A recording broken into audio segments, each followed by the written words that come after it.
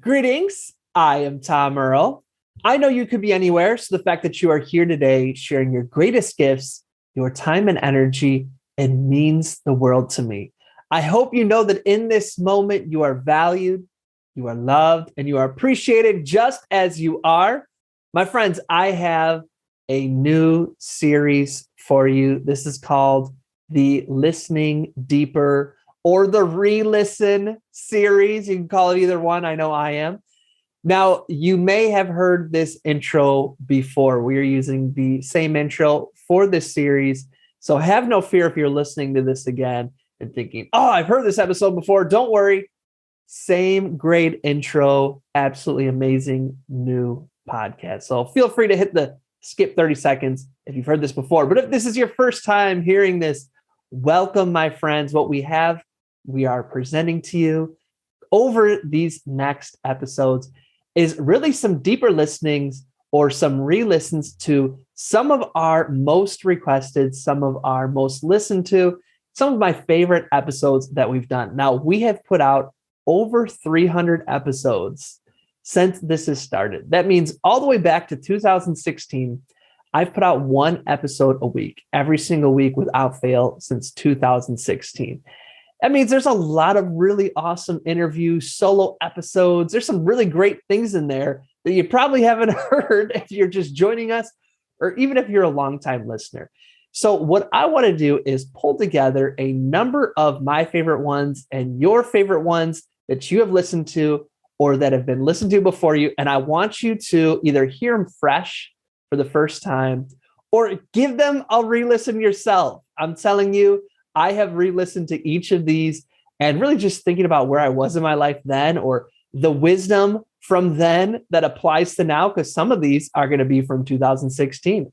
Some are going to be from last year. Some of them are going to be, weeks before everything that went down in 2020. So I want to share these with you as a gift going into the time vault of our episodes. And really, I invite you to go through these with new ears, with new hearts, because we are new people here in this moment.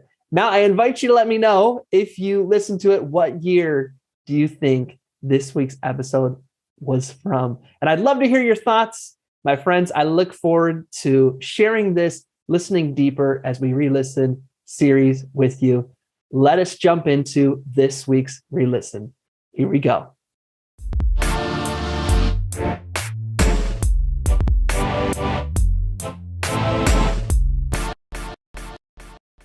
On this week's episode, we talk Bravery is Everything with Kendra Reed. How's it going today, Kendra? It's going great. What a beautiful intro. I love that. Thank you. Do you mind if I introduce you to the good folks out there via your bio? Yes, I would love for you to go ahead and do that for me. Thank you, Tom. Of course. Kendra Reed of the Harts Life brand is an ambassador for happiness, self-care, and teaching others to heart their life. 2.5 years ago, she started her journey to self-discovery and happiness and has never looked back. In that time, she left a non-beneficial long-term relationship, moved from her small hometown in Mississippi to Dallas, and began traveling for the first time, freelance writing and learning to heal old mindsets. Her goal is to empower others, especially women of color, to pursue inner peace, step away from toxic mindsets, and live a full and happy life. Yes. I love that. Thank you. Of course. I always start the interviews by saying that your bio is amazing. Thank you so much. Of course. And at the same time, it can never really capture your true essence. So what would you say, or is, if you really knew me, or people who know you, what would they say that couldn't ever be really described in a bio? Probably that I'm the best friend you never knew you needed and you always wished you had. I try to treat everyone like I know them already. I try to greet people as warmly as I can, because you never know what kind of day someone's having. You never know how that can change it. So that's probably my biggest thing. I try to be as warm as possible at all times. I love that. It's like, people say You never know someone's story or what they're going through. Right. Mm. So let's do comic book one, origin story of Kendra. How did you get to this wonderful place of being, this amazing person that you are? Can you tell us a little bit about your journey? Oh, I would love that. Thank you so much. All right. So I actually grew up in a small city in Mississippi. It's technically the third or fourth largest city in Mississippi, but that's not saying a whole lot. It was really pretty, really green. But the mindset is a little bit different. And I think people's goals are a little bit different. And I've always been very different. So I didn't find myself fitting in a lot of places. And it was a little bit hard for me to figure out what my purpose was because I felt like it didn't fit in with what other people were doing. So I kind of branched off and decided to do my own thing. And while kind of being stuck between the two worlds, I kind of tried to live a life that made other people happy and kind of please the people around me, my family, everybody's expectations, kind of, get married young and, go to college and kind of do what my family was doing, that kind of thing. And it just did not suit me. And I had an epiphany after getting out of a long-term relationship with somebody I was supposed to marry and learning about myself and what I really enjoyed. I started off doing yoga and meditating. And after that, I decided I wanted to travel. I found a bucket list I wrote for myself when I was 10 years old. At the time, I called it a dream list. And it was filled with all these big, huge dreams I was going to fulfill when I was older, when I grew up. Because I was a really depressed kid because I was so different and I got bullied really bad. And I found myself in a cubicle working a really crappy job that I did not like. And I realized I had been living my life for other people that entire time, even though I thought I escaped it by moving a couple of cities away, it just wasn't there. So I ended up going to my boss at the time and telling her, oh, I think I'm having a quarter life crisis. There's all this stuff I wanted to do, and I'm disappointing 10-year-old Kendra and need to figure out what I'm supposed to do with my life. And she helped me to kind of transition by cashing in all my sick days, all of my vacation time, because I never took a sick day because that's just not what you do in Mississippi. You're a hard worker, you'll take sick days. You work through it, you buckle down, it doesn't matter what you're going through. And she told me to go for it, do what I needed to do. And it was so beautiful for me for another person to care about me that much to let me live out my dream. And from there on, I bought my first plane ticket and I decided to do 25 cities before my 25th birthday. And that was last year. And I just never stopped. I enjoyed meeting different people, different cultures, learning different people's backgrounds, hearing different languages. And I feel like it's grown me so much as a person. And I've truly learned to love my life, and not just on a surface level, but I've learned to love myself and to appreciate others for their backgrounds and their stories. And that's the message I want to get out to other people. I want to teach other people to fully love their life, to wake up every morning with gratitude, and to appreciate other people no matter what phase of life they're in. You don't know somebody's struggle, even though you may feel like you're on level 5, they may be on level 2, and that's okay. Just accept people where they are, learn to love people, and the more you love people, the more you'll love yourself. I love that. I love that. Wow. Thank you. Where did that inner strength and that courage come from to demand that from yourself and from life, that I'm going to start living this life where I'm living my bucket list rather than, just doing what everybody else wants me to do? Where did that come from? Oh man, so Tom, I hit rock bottom and I hit it hard.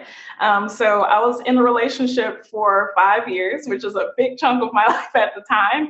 I had started dating this guy when I was 19. We had known each other for a year before, and I was just so crazy in love with him. And I knew the routine. I needed to go to college, get my degree. I needed to get married, start having babies, and work a 9 to 5, and retire when I was 60 and start traveling then. My dreams and goals needed to go on the back burner because there was a life that was already set for me and I needed to do it. And that was what my brain knew to do, but there was just something in me that did not want that. And I didn't know what my options were outside of that, because that's what I grew up watching other people do. I saw stuff on TV, but it didn't make sense with what I was seeing every day. So I just kind of kept doing it, and I would get depressed, and I would have these spells where I didn't want to talk. I didn't want to eat. I would just be so depressed because I felt like I wasn't living my life, and I felt bad that I felt bad about it. And my boyfriend at the time, he would kind of give me a hard time about not wanting to do certain stuff or be certain things. And he would get really mad at me about getting depressed. And I prayed about it so hard. I was like, God, show me what to do, because I don't know what to do. I feel like I'm living life wrong, but I don't know what I'm supposed to do. Because I guess there's something else bigger than this, but I don't know what it is. And he made it so hard in that relationship, there was no choice for me to do but to leave. And I didn't want to. In Mississippi, good Christian girls stay with the person they're with, they get married, they have kids. And I knew that was what I was supposed to do. And I did not want it. I didn't want it. I wasn't ready for all that. And I wanted to be happy, and I wanted to live life, and I wasn't happy. And I prayed for God to fix it, and he was like, no. And it got worse and worse. And I was like, okay, this is what I'm supposed to do. This is going to hurt. And I'm not going to ask you to change him. I'm going to ask you to help me deal with this and show me what I'm supposed to do next. So I did it. The guy was super cold to me after that. He was super mean. I told him I didn't want to, but I was so hurt and he wasn't fixing it that I was going to have to go. And he did not show that he cared at all. He was really mean to me. So I was like, okay, that's ripping the Band-Aid off. That's exactly what I was supposed to do. I'm depressed, but I know I can only go up from here. And after that, everything else just started kind of falling down, and not in a way that was just like, oh my gosh, my world is crumbling.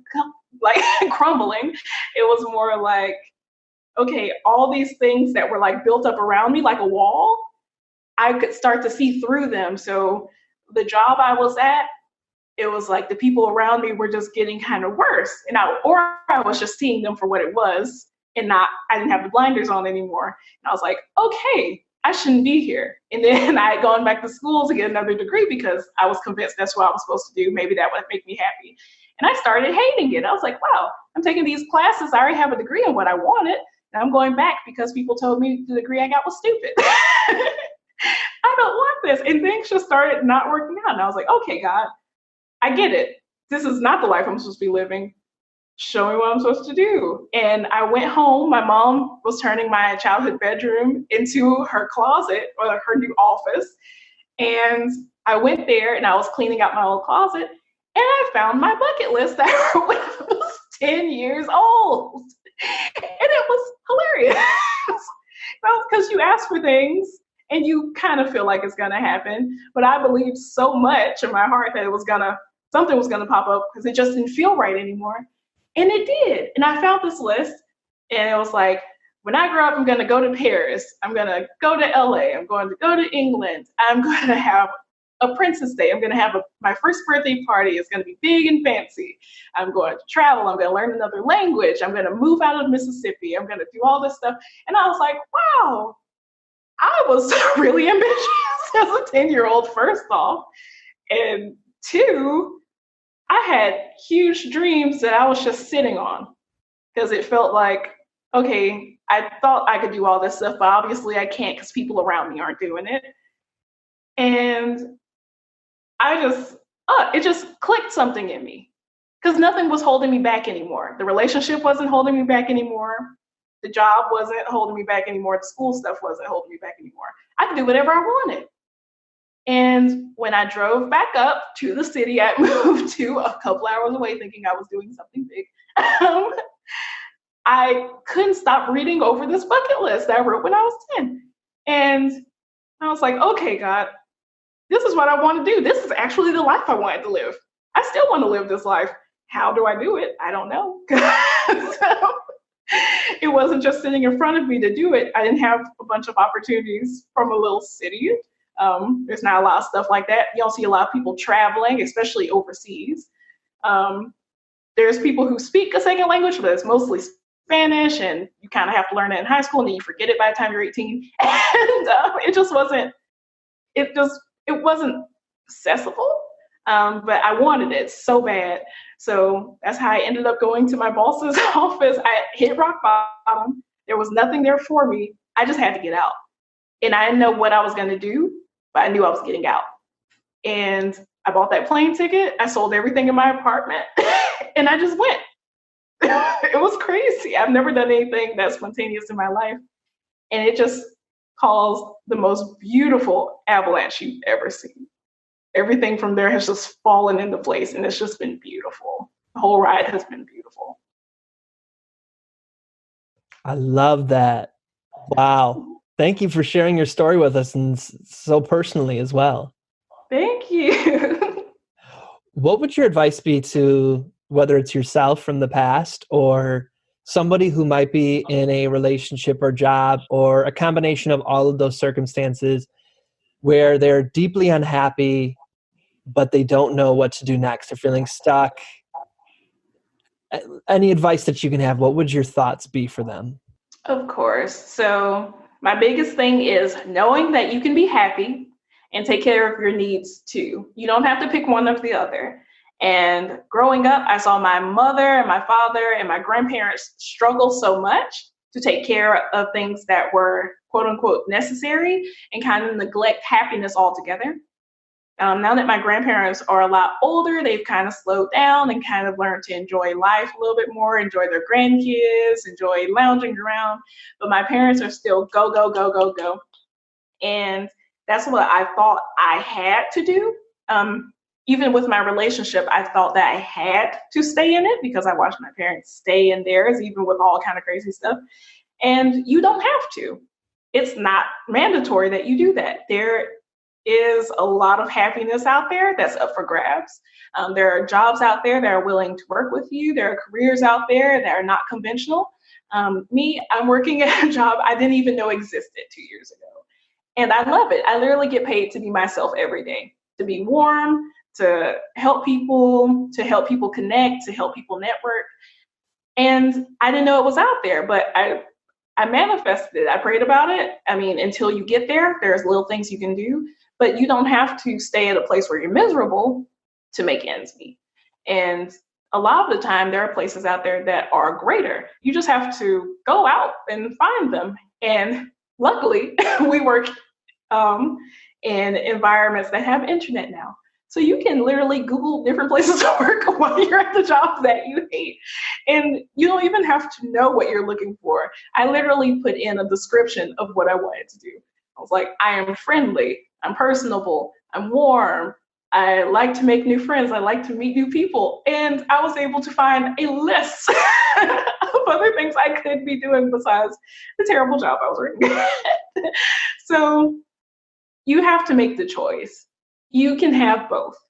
You don't have to decide to stay where you are just because. You can have what you want. You can have what's meant for you to have. And we're all meant to be happy. We're all meant to feel loved. We're all meant to feel safe. So you don't have to choose to give up on any of those just for the sake of $1, just for the sake of a relationship. And I cannot stress that enough. Don't settle because you don't have to. You just don't. I love that job finding strategy. What did you type that into? So I literally went to Google and I was like, okay, so finding jobs that match your interests. From there, I clicked on different links and then I went to Pinterest and I was like, jobs for people who want to network. And from there, I went to jobs for people who want to make friends in a new city. And they literally took me to different places. I wrote down all the places and then I started Googling these different communities. And I ended up finding co-working. I had never heard of co-working before.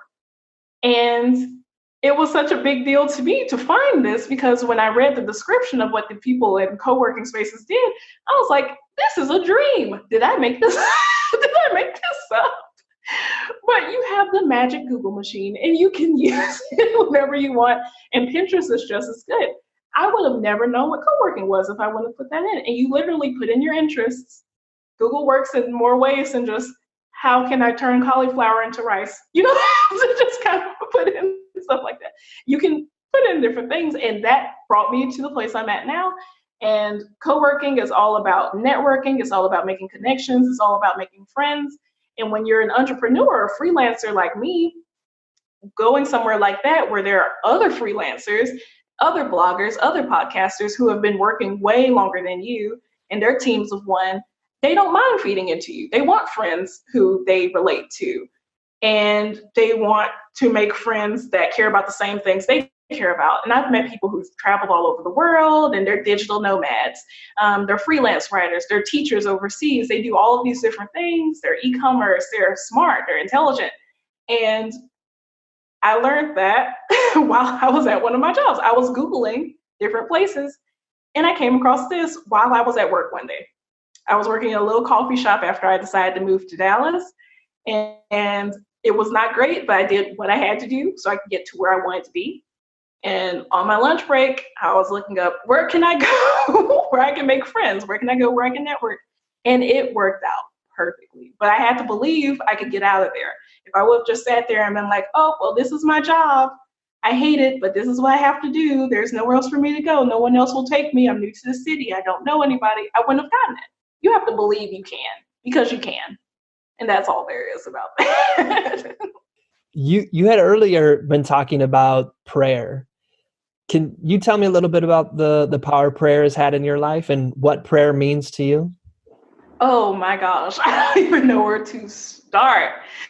So I have to start off by saying that I may not be the most conventional, good Southern Christian. I do not go to church every Sunday, but my prayer life is all the way lit. I'm just gonna say that.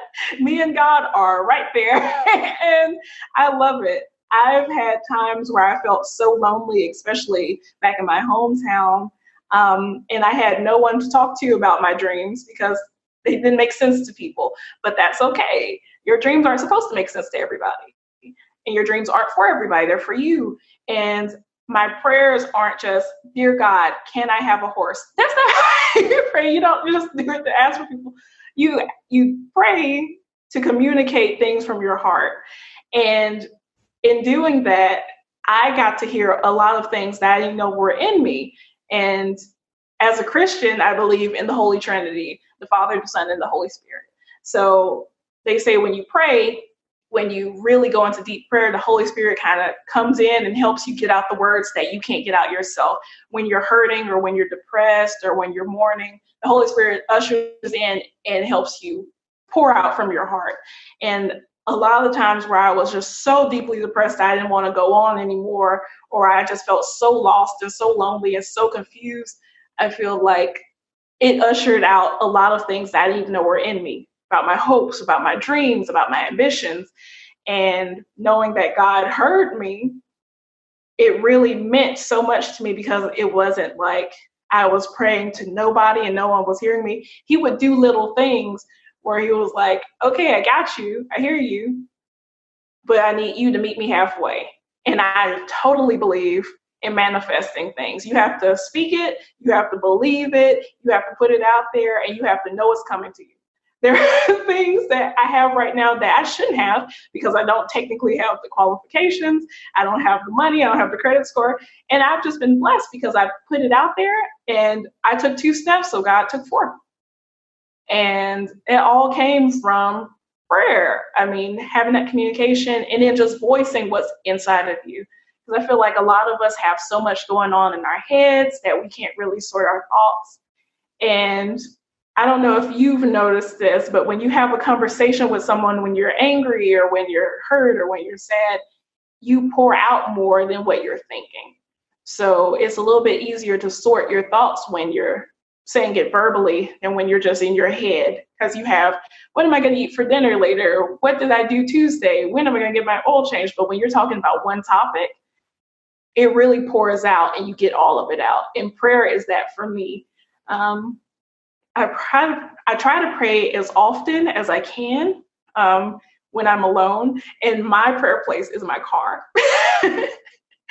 I've made jokes about that, but that's like my little tabernacle. When I'm in traffic, I just go ahead and put it out. It's like, okay, God, I want to do this and I want to do this. Show me how I can do it. Show me how I can affect the most people. You know what my goals are. You know what my ambitions are. You know what my heart wants. But I don't want to do anything that will cause harm to anyone else. I don't want to do anything that will glorify myself.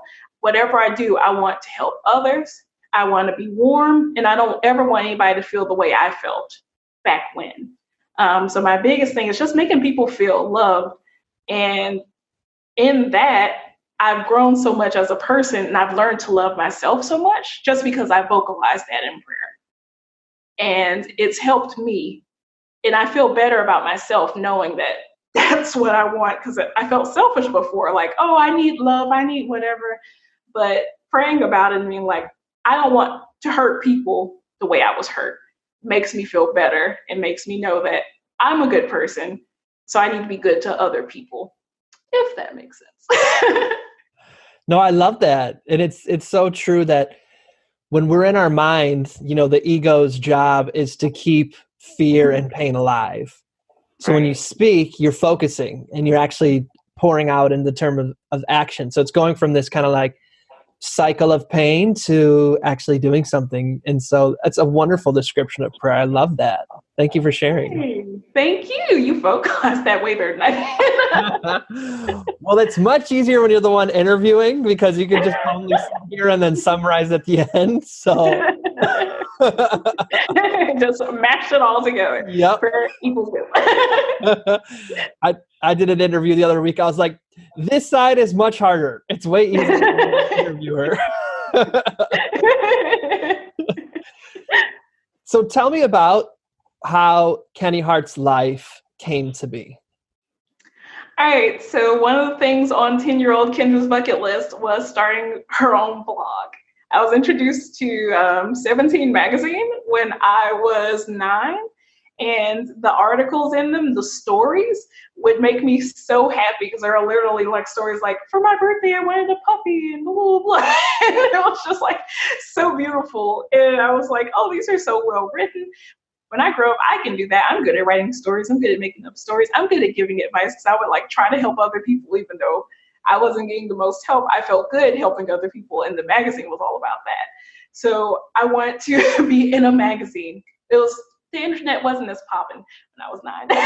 So later on, I discovered blogging, which is basically you having that magazine, but it's all your thoughts. And I decided I wanted to do something that would give girls the advice I was getting from the magazines, like how to be happy, how to eat healthy, how to be fit, how to do these different things. But I wanted to be more set on how to love yourself, how to take care of yourself, how to love life. And Kenny Harts' Life ended up coming from that.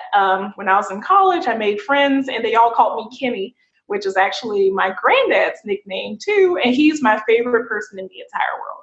So that was like an honor to be called Kenny. I thought that was the best thing in the world. And when I told him my friends called me Kenny, he was so proud. So I ended up keeping that nickname all the way through my adult life. And of course, some people call me Kenny by accident just because my name is Kendra, so it's easy nickname. But whenever I say it, it makes me feel loved. Whenever I hear it, it makes me feel loved. So that's a big part of it. And then, of course, Harts Life, because that's what I'm trying to do. And that's what I'm trying to get across to other people. So Kenny Harts Life brand is all about focusing on what's important, not so much like the fluff and everything in life. I mean, getting your nails done is cool. Getting your makeup done is cool. But at the end of the day, when you're alone, how do you feel about yourself? If you didn't have any of those things, how would you feel about yourself? It's all about the core and learning to actually heart your life, not so much heart what you have or heart what you do. Because at the end of the day, your job can go away, the people around you can go away, your money can go away, but you're stuck with yourself and you hear your voice more than anybody else's. And does your voice soothe you? Do your thoughts soothe you? You want to be able to have a relationship with yourself that makes you feel loved. And I've finally gotten to the point that I can spend time alone and I feel loved by myself.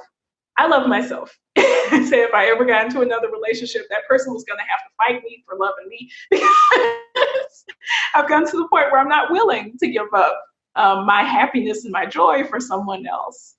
And I need all girls, especially women of color, because I feel like we're really, really, really taught that we have to put ourselves on the back burner and make sure that our man is okay, make sure our children are okay.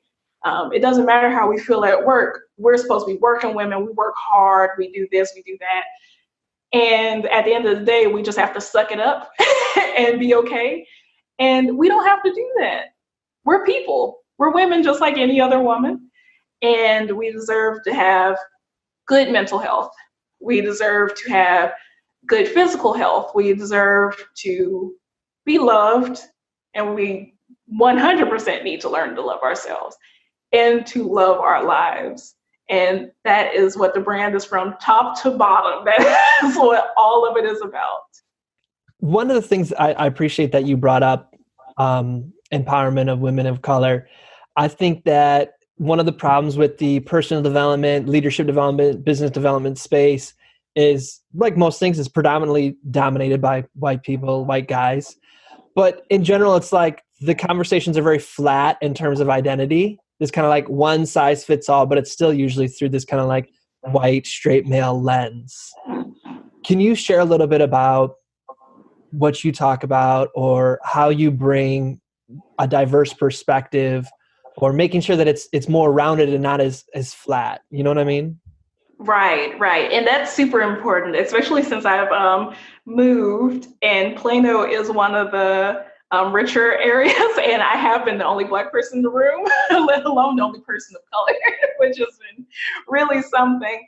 But I want to bring a lot of unity to my platform, and I've been getting more involved with women groups who are interested in having diverse and intersectional feminist groups.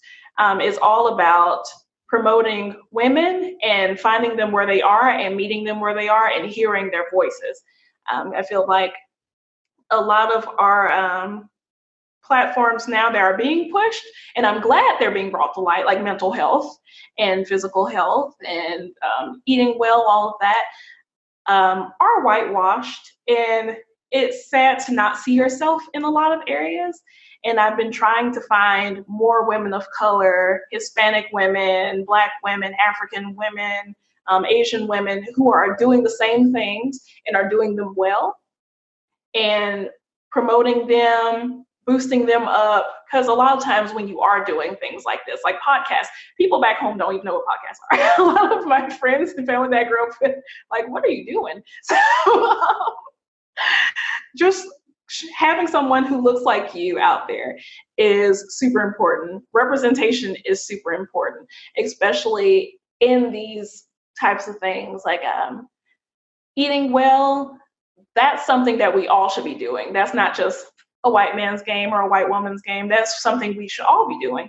So I try to bring in people who are willing and excited to teach diverse groups about this and let people know, hey, it's fine that you grew up eating soul food, but let me help you out with this. Or it's fine that you have tortillas every night, but let's find a healthier option. We should all be pushing each other to do better. It shouldn't be so left or right. And my brand's, I guess, goal right now is to show all women that they're worthy of standing in these places. It's not just because you don't see yourself there that you can't do it. Because even with yoga, there are not a lot of people, period, doing yoga. But if you do find yoga in Mississippi, I will be the only Black person in the class a lot of the time. And when I posted on my Facebook and everything that I was doing it, people were like, what? Because I'm Black and I'm from Mississippi. What? But sometimes you need to know that there's somebody out there like you that's interested in the same things you're interested in. It's okay to be different. And you'd be surprised by how many people out there have the same kind of interests. And that's a big thing, pushing it hard. And yoga is such a good example because it's a brown teaching. But yes. Oh. But it's white people cashing in on it. And yes. It's been whitewashed in a lot of ethnic practices, like matcha tea. That's Asian. Most people don't even know what matcha does. Or they love sushi, and you don't see a single Asian person eating sushi in the whole place. It's hilarious, but it's all about diversity and unity. You can't lean more to one side than the other, and then not care about it or ignore people's struggles to get to where they are, or ignore people's cultures to fit your own likes and interests. That's a big thing. Acknowledging people, their histories, their cultures. That's what it's all about. There's beauty in unity, and you can't ignore things just because they're trendy. Totally agree with that. Well, we had talked about before we went on that we wanted to have like a conversation as well as interview style. So I'm curious for you, your perspective on this. I don't know if conundrum's the right word, but oftentimes in business development or leadership or entrepreneurship, there's this kind of like talk, or you'll hear, like you can have anything you want, you can do anything you want, like these kind of things. And at the same time, like I know when I want to quit a job and find a new job, white guy Tom Earl is going to just even my name on the application in the street I live on. I'm going to have so much an easier time doing that.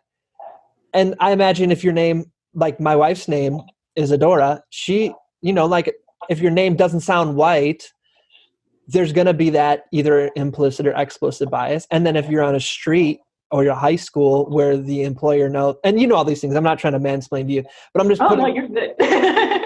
So, I always reflect or wonder, like, what becomes a psychological impact to possibly this leadership development lingo can have, when for me, it's like, you're right, let me go get the job of my dreams. And it maybe takes me a month. And then maybe you're a woman of color and it might take a year and a half and it's not your fault. It's because of racism. Woo. You know what I'm saying? Like, I don't even know what the question is, but like, yes. how do I'm there with you. Oh yeah, Lord.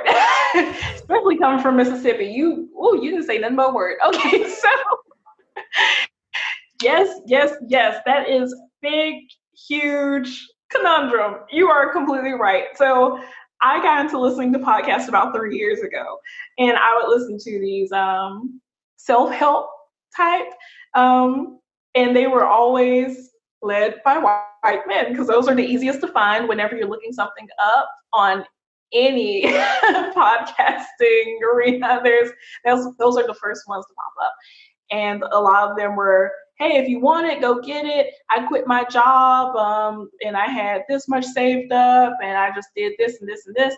And I was like, whoa. So back home, I had 3 jobs just to pay my bills. I was on my own. I had my own car. I had my own place, but I had to have 3 jobs because I was getting paid so little. And raises weren't a big thing. I might get a 10-cent raise every year. But it wasn't like I could just jump up and go, because a lot of the places that I knew I was more than qualified to work, there was no one that looked like me. And you want to think because it's 2019, that's not a thing anymore, but it is. And one of my biggest things was deciding not to conform to, I guess, different standards of beauty, especially in Mississippi. The longer your hair is as a Black girl, the prettier you are, the lighter your skin, the prettier you are, the lighter your eyes, the prettier you are. And I decided to cut all my hair off.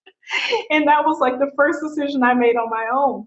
So going in, looking as ethnic as I look, oh my goodness. A lot of people would be shocked because my name is Kendra Reed. You don't get much whiter than that. So they would be confused when I walked in. I was like, hi, I'm Kendra. And there were things where I was emailing the person and they were so super happy I was coming. And then I would show up and they'd be like, oh, okay. And it was heartbreaking. So I don't try to make it sound, oh, and this is a big thing for me. I don't try to make it sound like it's super easy or like it's all rainbows and unicorns when you're trying to have this life. But my thing is persistence. And my thing is not letting people close a door in your face and then give up. I've had maybe at this point 32 jobs. Most of the time I was working 2 or 3 jobs at a time because I knew what I wanted and I knew where I needed to go. And I want people, and I have a podcast coming where it's talking about getting over the stigma of job hopping. So back home, you start a job when you're 19 and you have that job until you're 60. You do not quit your job. It doesn't matter how they treat you or what you're getting paid. You commit. You commit to everything back home. But my thing was, if I wasn't being treated right or they didn't want to meet me where I needed to go, I would go ahead and find something else. And until I was able to get to what I wanted or save up as much money as I wanted, I would just get another job and work it with that job because there were certain things I wanted. I had 3 jobs while I was in college. I'd had a lot of friends, white friends, who were fully paid for under their parents. I had higher GPA than they did. I made better grades in classes than they did. I was the number 1 ranked in my English class, but I had a hard time getting scholarships for some reason. I had a hard time finding jobs that paid me a livable wage for some reason. And they were just getting all this extra help. And I had a fantastic GPA. I graduated with honors from high school and college, and I had dyslexia. So I was really putting in some time, coming in, getting tutored, doing all this stuff, trying to make my life work. And a lot of doors just got closed because I am who I am, and I sound like I sound, and I look how I look. And I just got to the point where I wasn't willing to settle anymore. Like I said, I hit rock bottom working at the job I hated, and I just knew there was something better out there. And I wasn't able to just get up and go because I did not have, oh, my mom gave me $10,000 for Christmas. Let me just quit my job because I have $10,000 for Christmas. Or, oh, my parents are paying for my car note. I didn't have that luxury. They're struggling just like I am because that's just how it is, especially coming from Mississippi. We're the poorest state. So it does come from hard work, and it does come from persistence because things are not handed to us. That's just how it is. And I pray to God it gets better, but the only way people are going to see us is we start seeing ourselves for being as worthy as we are. And I've decided not to settle. And you can listen to self-help all you want to, and they tell you, quit your job. You can do whatever you want. It's not as easy as that for everyone. It's not. I have friends who were able to quit their job and just backpack through Europe for 3 years out of high school. I didn't go to Europe until last year, and I saved up. I couponed my tickets there. I Airbnb'd, and I walked, and I called buses, but I got there. It's all about the mindset because it's not going to be as easy. And a lot of us want to give up because we see our counterparts getting stuff so easily, and we think it'll never be for us. But you have to try, and you have to show up. And a lot of the times where I am the only Black person in the room, I stay there, and I come in there as glorious and as golden as I am, and I want people to see me for what I am. Come in there like a little bronze goddess. I want them to see me and hear my voice, know that I'm intelligent, know that I am beautiful, know that I have a sound mind, and I have a proud voice, and they're going to hear my opinions, and I'm not going to step down or shrivel or shrink because that's not who I am anymore. And I'm going to show up and show out because I'm just as capable. Things don't come as easy to me, but I think that makes it all the more, awesome that I'm where I am and I'm doing what I do. And I cannot push that enough. You can have whatever you want. You can get whatever you're trying to get. You are worthy to have all those things. Just because it doesn't come easy to you, like it may come easy to somebody else, doesn't mean that you're not worthy of having it. And you shouldn't settle just because it's not easy. Everybody doesn't have the same struggle. Everybody doesn't have the same background, but you're worthy no matter who you are, no matter what skin tone you are, no matter who your parents were, no matter what happened to you. You are worthy. You deserve it. You should have it. 100%. I love that. Even if when those moments come where it's harder or You see this white guy who's mediocre getting it when you're way overqualified, and that it's not a testimony to who you are. It's a testimony to who they are. Yes. That's wonderful. What's your advice to somebody who is in a situation where they're the only in the room, where they're pursuing their dreams and now they're in an environment that maybe is a little bit, microaggressive or even a little hostile, but you're doing what you got to do? What's your advice for someone who's in a situation like that? Stand up. Don't shrink. Don't make yourself small. Don't back down. Don't soften your voice. It's important for us to show up because, to be honest, we have ancestors who weren't even allowed in those rooms. And for us to even be able to get there, that's the first step. And when you show up and you show who you are, you're opening the door for other people like you to come in. Whether you're a woman, a Black woman, a Hispanic woman, an Asian woman, you're coming in there, you're standing up, and you're making yourself known. And if you think about all the people who are coming after you and thinking about what you're doing right now to set the tone, you come in there as bold as you need to be, because you need to show them that, hey, it's okay to be you. And coming in there and being the only brown person doesn't make you any less worthy. You get in there and you stand up. Do not shrink for anybody. It does not matter who's in that room. It could be the president. You're in there too. So you were supposed to be there. Everything that's happening is meant to be. You're exactly where you need to be. And believing that, to my core, has helped me to branch out so much. Because like I said, living where I live now, that happens to me a lot, but I don't soften myself. I don't bring back my personality. I'm still woo-hoo every time I go in. And that's a big thing for me, learning to stand in my own shoes. I love that. And speaking your truth, standing in your own shoes, I believe right around now, when this episode's coming out, your podcast will have launched. Is this a true? Woo! Yes. Tell me a little bit about the internal journey that gave life to this podcast and what the podcast is about. All right. So last year when I decided to start my blog, I decided I was going to write about all these experiences I was having, all the growth I was having. And it was like more of a personal journal than an actual blog. And I kind of got so caught up in my travels and everything that I let it go. And I can't even lie. It's still up. It's still running. I still pay for it, but I haven't put anything new on it. And I was having this discussion with another blogger in my co-working space. And he had this wild idea for me to start a podcast. And I was like, oh, I've never even thought about doing that. I wouldn't even know where to start. I've been writing forever. I did this when I was in school. I did journalism. And after that, I was an English tutor. And then I was a kindergarten teacher. I just write. And he was like, you're good at talking and you talk a lot, which I'm sure you've noticed. Bless your heart. Yeah. So he would not let me sit down on that. Every day he was like, so you start your podcast yet? When can I listen to it? And I'm like, no. I don't know if that's for me. And he came back and he gave me a talk and he was like, Kendra, I don't want to hurt your feelings, but why the hell haven't you started your podcast yet? You have a lot to say and you can help a lot of people. And this is an older white man telling me this.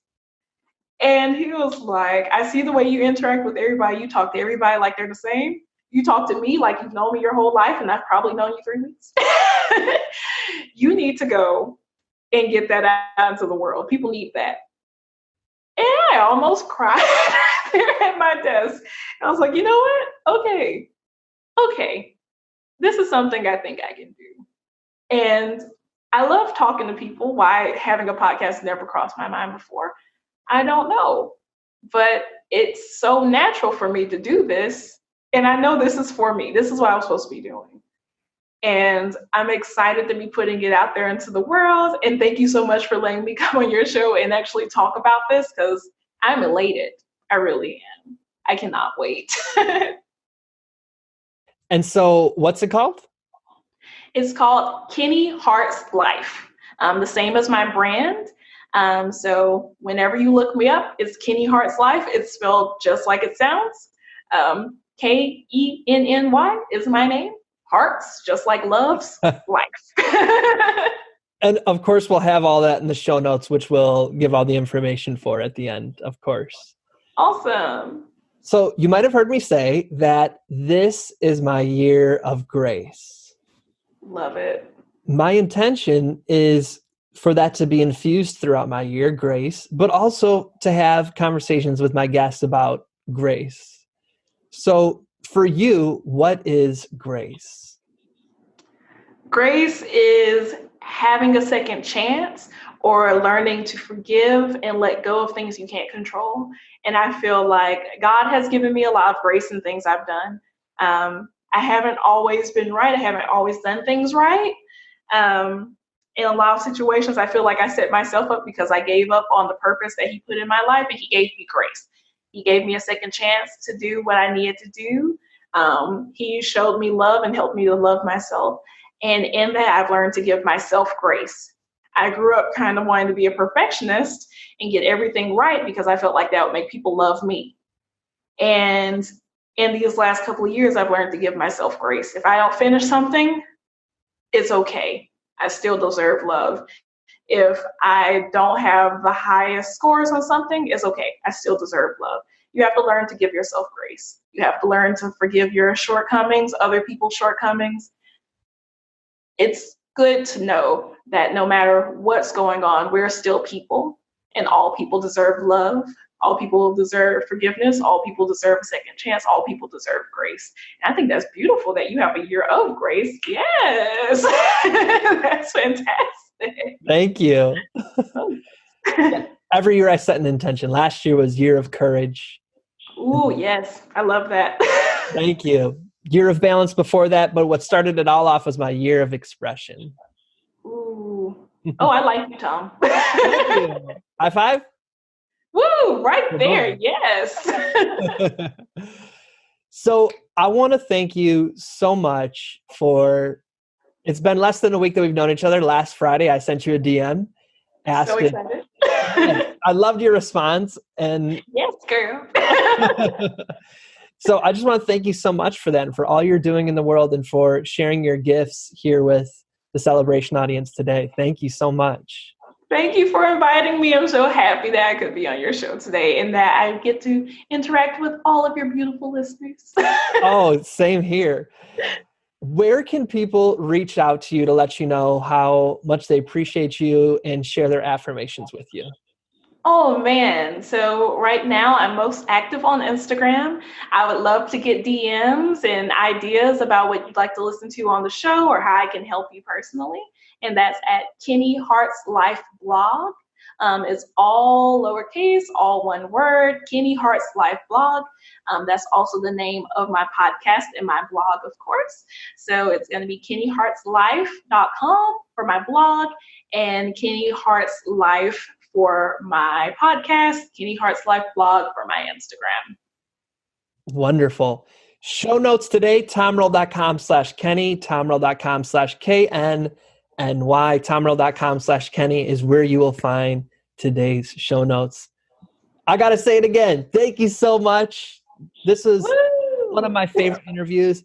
I love talking to people. When people explain, who do you talk to? I always say people who are at an intersection or one or more of entrepreneurship, activism, or creativity. And I feel like you're at all three intersections. So those are always my favorite conversations. Oh, yay. Thank you. So our closing ritual is for you to share an invitation with the audience. So what's your invitation to them?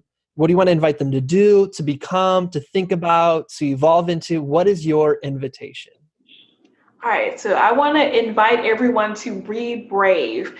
That is my biggest thing right now. I even have a tattoo of it. Be brave. No matter what you're doing in your life, whether you're trying to be brave and go out for that job, be brave and quit the job you have now.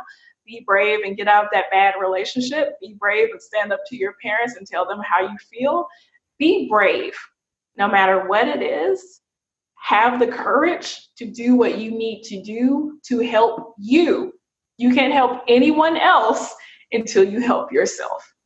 You need to be brave and get whatever you need to get out into the world so you can help other people. That's the most important thing I can say right now. I am working on that myself.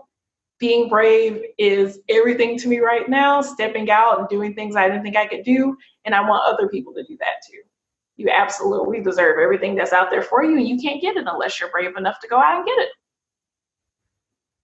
I mean, well said.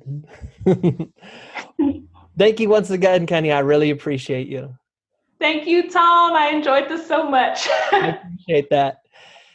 I want to thank you for listening to this week's Deeper Listening, Re-Listening series. I don't know how many more times I can squeeze in the word listening into this sentence. I want to thank you, as I shared in the beginning, for sharing your time and energy listening to this entire episode.